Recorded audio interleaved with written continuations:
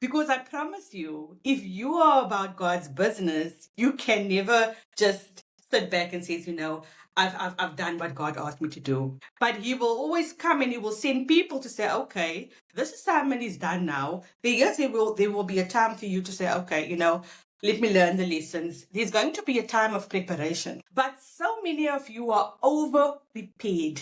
You are overfed spiritually. You are overfed when it comes to information because you are still waiting on perfection before you move. And God is saying it cannot be, you cannot flow that way. It cannot come from perfection. All the templates doesn't need to be perfect before you launch the thing, right?